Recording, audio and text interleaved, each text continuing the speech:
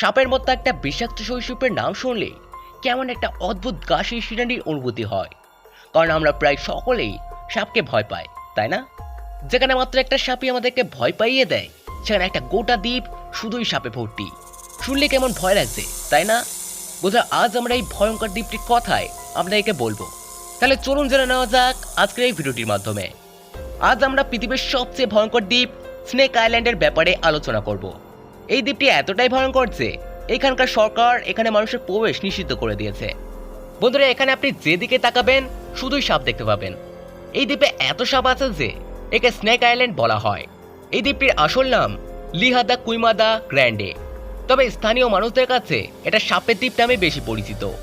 Atlantic মহাসাগরের ওপর ব্রাজিলের উপকূলে এই দ্বীপটি অবস্থিত। বাইরের থেকে এই দ্বীপ দেখতে এতটা সুন্দর যে কেউ এখানে বেড়াতে যেতে চাইবেন, কিন্তু আসলে এই দ্বীপটি সত্যি ভয়ঙ্কর। গবেষকদের মতে দ্বীপটির প্রতি বর্গমিটারে আপনি 1 থেকে 5টা সাপের দেখা পাবেন। স্থানীয় বাসিন্দাদের মতে 1900 থেকে 1920 সাল পর্যন্ত এখানে মানুষের শেষ বসতি ছিল, তাও একটি লাইট হাউসের ওপর। এই দ্বীপে একটি লাইট হাউস আছে যা দেখে সমুদ্রে ভাসমান জাহাজগুলো দিক নির্ণয় করে। আর এই লাইট হাউসটির দেখাশোনা করার জন্য এই ব্যক্তি তার পরিবার সহ এখানে বসবাস করতেন, কিন্তু সাপেদের আক্রমণে তার মৃত্যু ঘটে। তবে এরকম আরো একটি গল্প সেখানে প্রচলিত আছে। একবার এক জেলে এই দ্বীপে কলা সংগ্রহ করার জন্য নৌকায় করে আসেন, কিন্তু গাছ থেকে কলা কাটার সময় ওপর থেকে একটা সাপ তার উপর এসে পড়ে এবং তাকে কামড়ায়। ওই ব্যক্তি সমুদ্রের তীরে বোটের কাছে পৌঁছানোর আগেই তার মৃত্যু হয়। স্থানীয় লোকেরা তার বোটের কাছে তার মৃতদেহ দেখতে পায়। বন্ধুরা, এই সমস্ত কিছু শোনার পর আপনার নিশ্চয়ই মনে হচ্ছে যে এত সমস্ত সাপ সেখানে এলো কিভাবে? সব সাপ নিশ্চয়ই এখানে একসাথে চুক্তি করে এখানে আসেনি, তাই না? অবশ্য অনেক লোকেরা মনে করে যে এই দ্বীপে বিশাল কোনো গুপ্ত ধনের ভান্ডার আছে। কোনো জলদস্যু এক সময় সেগুলো লুকিয়ে রেখে গিয়েছিলেন, আর সেই গুপ্তধনের দেখভাল করার জন্যই তিনি এখানে অনেক সাপকে ছেড়ে দিয়ে যান। কিন্তু এটা প্রচলিত গল্প ছাড়া আর অন্য কোনো কিছুই নয়। যদি গুপ্তধন থেকেই থাকে তাহলে তিনি সেখানে সাপ ছেড়ে যাবেন কেন? কারণ পরে যখন সে নিজে ওই গুপ্তধন নিতে আসবে, সাপে তো তখন তাকে আক্রমণ করবে, তাই তো? তাই এই সমস্ত গল্প ছেড়ে যদি আমরা গবেষণার কথা শুনি, তাহলে জানা যায় যে আজ থেকে প্রায় 11,000 বছর আগে এই দ্বীপটিও ব্রাজিলের অন্তর্গত ছিল। কিন্তু সমুদ্রের জলতল বেড়ে যাওয়ার জন্য দ্বীপটি ব্রাজিল থেকে সম্পূর্ণ আলাদা হয়ে যায়। তখন এই দ্বীপে যদিও আজকের মতো এত সাপ ছিল না, কিন্তু সময়ের সাথে সাথে সাপেদের এত বেশি বংশবৃদ্ধি ঘটেছে যে বর্তমানে এখানে সাপের সংখ্যা 2000 থেকে 4000। আর এই সমস্ত সাপই অন্যান্য সাপেদের তুলনায় অনেক বেশি বিষাক্ত। পৃথিবীর বিষাক্ত সাপেদের মধ্যে গোল্ডেন লেন্সহেড একমাত্র এই দ্বীপে দেখা যায়। সাপটির শরীর হলদেটে বাদামি রঙের এবং লম্বায় সাপটা প্রায় 28 ইঞ্চি। তবে কিছু রিপোর্ট অনুযায়ী 46 ইঞ্চি দৈর্ঘ্যেরও কিছু গোল্ডেন লেন্সহেড এখানে দেখা যায়। এই সাপ এতটাই বিষাক্ত যে এর বিষে মানুষের ত্বক ঘর্মাক্ত হয়ে যায়। যদি এই সাপ মানুষকে কামড়ায় তবে 1 ঘন্টার মধ্যে মৃত্যু অনিবার্য, আর 1 ঘন্টার মধ্যে চিকিৎসা করালেও মৃত্যু 30% চান্স থেকেই যায়।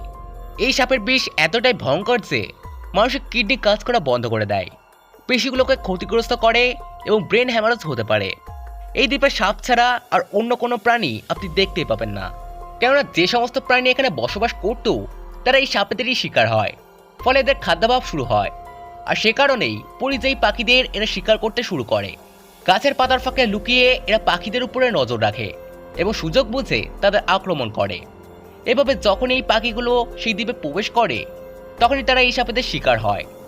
আগস্ট থেকে মার্চ মাস পর্যন্ত এই দ্বীপের উষ্ণতা 19 ডিগ্রি সেলসিয়াস থেকে 28 ডিগ্রি সেলসিয়াস পর্যন্ত হয়।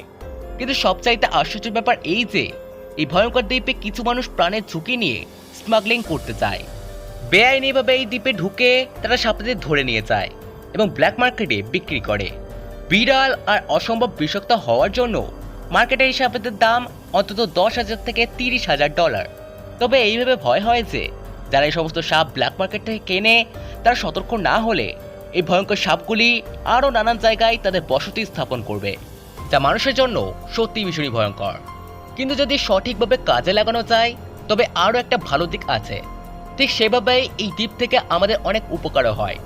এই দ্বীপে যে সমস্ত সাপ পাওয়া যায় তাদের বীজ থেকে বহু জীবনদায়ী ওষুধ তৈরি হয়, যেমন হৃৎপিণ্ডের নানা রোগের ওষুধ তৈরি করা যায়। এই দ্বীপে শুধুমাত্র গবেষক এবং নেভির কর্মচারীরা প্রবেশ করার অনুমতি পান। নেভি থেকে কর্মীরা এই দ্বীপের লাইট হাউসটাকে মেনটেন করার জন্য আসেন, আর গবেষকরা আসেন সাপের ওপরে গবেষণা করার জন্য, তা বছরে মাত্র একবার। যদি আপনি সরকার থেকে অনুমতি পেয়েও থাকেন, তবুও এই দ্বীপে প্রবেশ করার জন্য আপনাকে সঙ্গে নিতে হবে অন্ততপক্ষে একজন প্রফেশনাল লোকালকে। যেহেতু এখানে যত প্রাণী ছিল সবই এই সাপেদের শিকার হয়েছে, তাই তাদের খাদ্যাভাবও দেখা গেছে। ফলে গত 20 বছরের সাপেদের সংখ্যা প্রায় 20% কমেও গেছে। যাই হোক বন্ধুরা, ধরেই নিলাম যে আপনি সরকারের থেকে এই দ্বীপে ঢোকার অনুমতি পেলেন, তাহলে কি সত্যি আপনি সেখানে যেতে চাইবেন এই বিষধর সাপেদের দেখতে, নাকি ঘরে বসে বসে ভিডিও বা ছবি দেখে এর সম্পর্কে জানবেন? সেটা আমাকে অবশ্যই কমেন্ট করে জানাবেন। আর ভিডিওটি ভালো লেগে থাকলে ভিডিওকে লাইক করে আমাদের চ্যানেলটিকে অবশ্যই সাবস্ক্রাইব করে নেবেন। তো দেখা হচ্ছে আবার নেক্সট ভিডিওতে। ততক্ষণ যেন ভালো কিছু থাকবেন। ধন্যবাদ।